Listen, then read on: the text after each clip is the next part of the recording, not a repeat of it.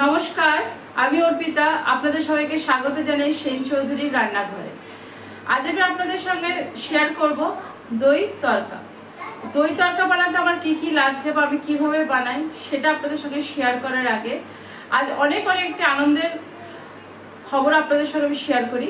আমার সেন চৌধুরী রান্নাঘরের যে ছোট্ট পরিবারটি শূন্য থেকে শুরু করেছিলাম আমরা, সেই পরিবারটি আজকে আমরা 200 জন সদস্য হয়েছি। আশা রাখি আগামী দিনে আপনাদের আশীর্বাদ, আপনাদের ভালোবাসা যেভাবে আমাকে শূন্য থেকে 200-তে তুলেছেন, আশা করি আগামী দিনে আরও অনেক দূর পর্যন্ত যাওয়ার জন্য আপনারা আমার পাশে থাকবেন, আমার সাথে থাকবেন এবং আপনাদের আশীর্বাদ এবং ভালোবাসা আমার সঙ্গে সবসময় আপনারা পথ চলবেন আমার সাথে।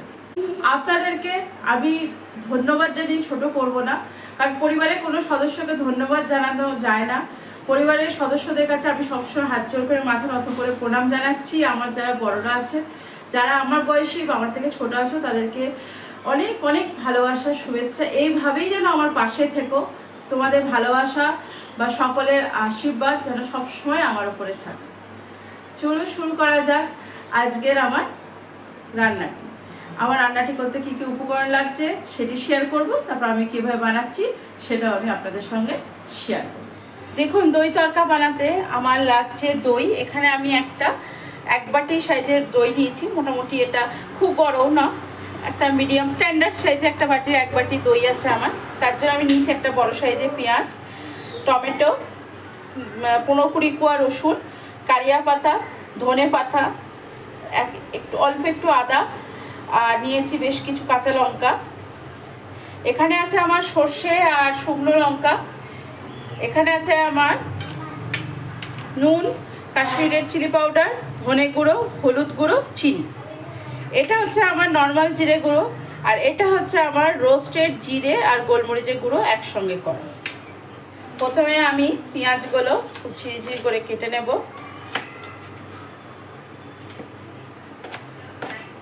দেখুন, খুবই ঝিরিঝিরি করে কেটে নিচ্ছি,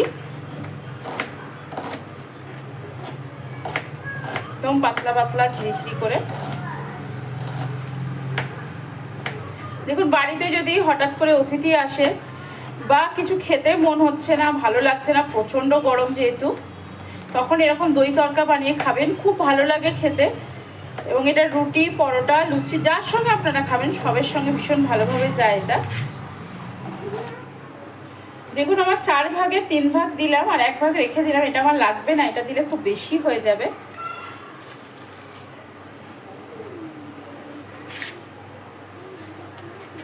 আমি টমেটোটাকেও খুব পাতলা করে কেটে নেব।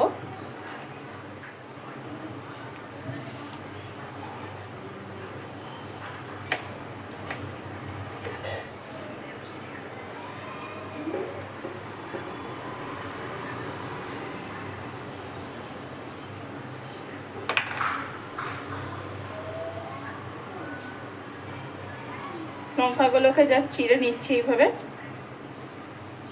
যদি ঝাল একটু বেশি খেতে চান তারা ঝিরিঝিরি করে কুচিও দিতে পারেন, কিন্তু আমি দেব না।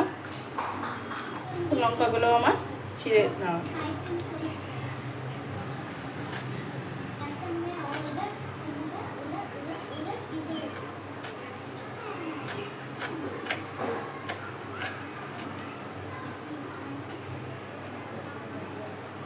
ধনে পাতাগুলো আমার কাটা হয়ে গেল। আদাটা আমি একটু চিপারে ঘষে নিচ্ছি।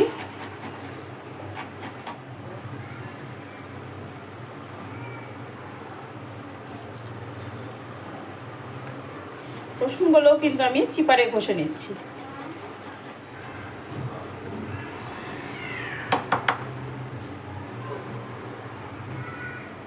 দেখুন, সমস্ত আমার রেডি হয়ে গেছে। এবার আমি রান্নাটা শুরু করব। কড়াইটা আমি বসিয়ে দিয়েছি, এর মধ্যে আমি দিয়ে দেবো সর্ষের তেল। এখানে আমি 2.5 টেবিল স্পুন মতো সর্ষের তেল ব্যবহার করেছি। দেখুন, তেলটা গরম হতে আমি কি করেছি, ওই যে ছোটো বাটির দইটা এই বাটিটাই ঢেলে দিয়েছি, একটা বড় বাটি দিয়ে। তার মধ্যে আমি দিয়ে দিচ্ছি পরিমাণ মতো চিনি। এবার যারা চিনি খেতে চাইছেন না, মিষ্টিটা অ্যাভয়েড করছেন, তারা দেবেন না চিনি, ঠিক আছে, কিন্তু খুব টক হয়ে যাবে বলে আমি একটু চিনি দিলাম। দিয়ে এটাকে খুব ভালো করে আমি এইভাবে মিক্সড করে নিচ্ছি। দেখুন তেলটা হয়ে গেছে, আমি দিয়ে দিলাম তেলের মধ্যে ভীষণ অল্প পরিমাণে সর্ষে। এরপর এর মধ্যে আমি দিয়ে দেবো যে রসুনটা আমি রেখেছিলাম, সেই রসুনটা।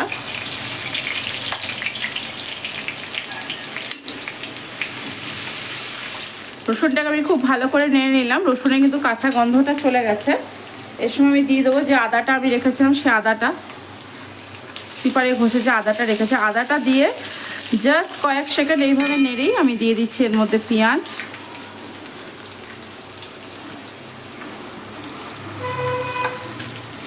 পেঁয়াজটাকে দিয়ে এবার নেড়ে নেবো।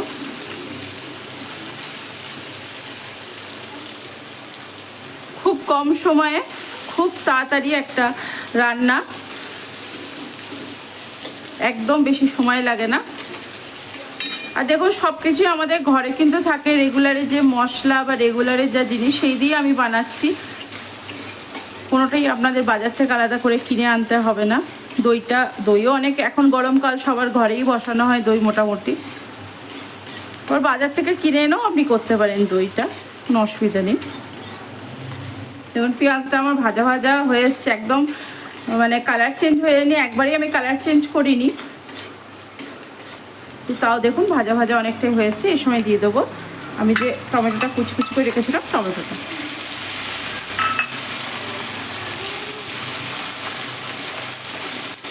টমেটোটাও আমার ভাজা ভাজা হয়ে এসছে কিন্তু গলে যায়নি। এই সময় আমি সমস্ত কিছু গুঁড়ো মশলাগুলো দিয়ে দেবো। প্রথমে দিয়ে দিলাম হলুদ, পরিমাণ মতো নুন,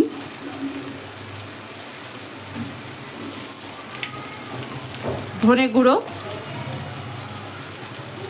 2 টিস্পুন আমি ধনে গুঁড়ো দিলাম। নর্মাল যে জিরে গুঁড়ো ওটাও আমি দিয়ে দিলাম 2 teaspoon. Kashmiri red chilli powder দিলাম আমি 1 টিস্পুন। মশলাটাকে খুব ভালো করে আমি কষিয়ে নেব। গ্যাসের ফ্লেমটা আমি কমিয়ে দিয়েছি। দেখুন এই সময় আমার যে ভাজা জিরে আর গোলমরিচের গুঁড়োটা ছিল সেটাও আমি দিয়ে দিলাম। মশলাগুলো একটু ভাজা ভাজা হয়ে যাওয়ার পর এটা দিলাম আমি 3 টিস্পুন। এটাকেও খুব ভালো করে এবার কষিয়ে নিচ্ছি।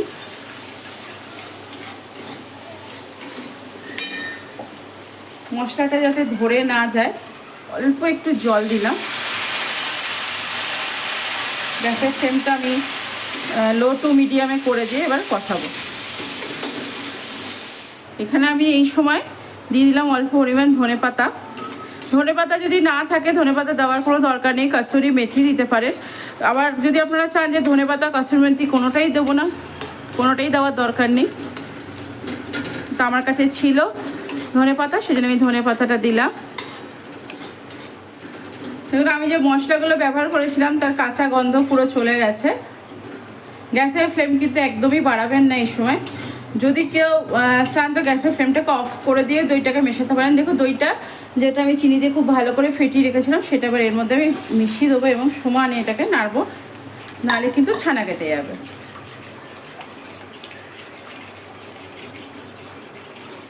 গ্যাসের ফ্লেম আমি অফ করে দিলাম। দেখুন আমার রেডি হলো, দইটা আমার রেডি হয়ে গেল পুরো। এবার আমি তড়কা লাগাবো দইটা। তড়কা লাগানোর জন্য প্রথমে গ্যাসটা আমি জ্বালিয়ে নিচ্ছি। ছোট্ট একটা প্যান বসিয়ে দিলাম। প্যানটা আমার গরম হয়ে গেছে, আমি কিন্তু অল্পই তেল দেবো, বেশি দিলাম না। এখানে 1 চামচ মতো তেল দিয়েছি, ছোট চামচের 1 চামচ। তেলটা আমার গরম হয়ে গেছে, এর মধ্যে আমি দিয়ে দেবো শুকনো লঙ্কা, সর্ষে,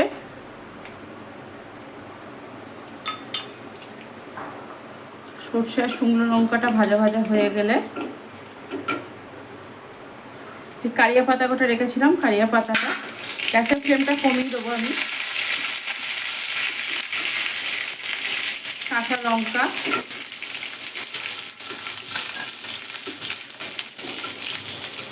কাশ্মীরি লঙ্কার গুঁড়ো,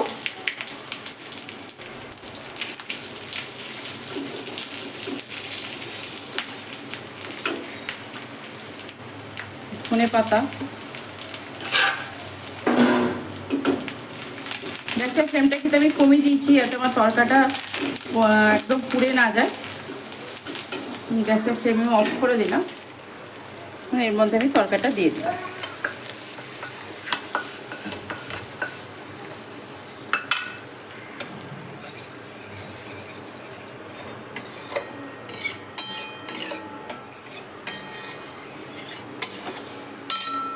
আমার রেডি হয়ে গেল আমার দই তরকা। এটা আমি একটা জায়গায় ঢেলে নিচ্ছি।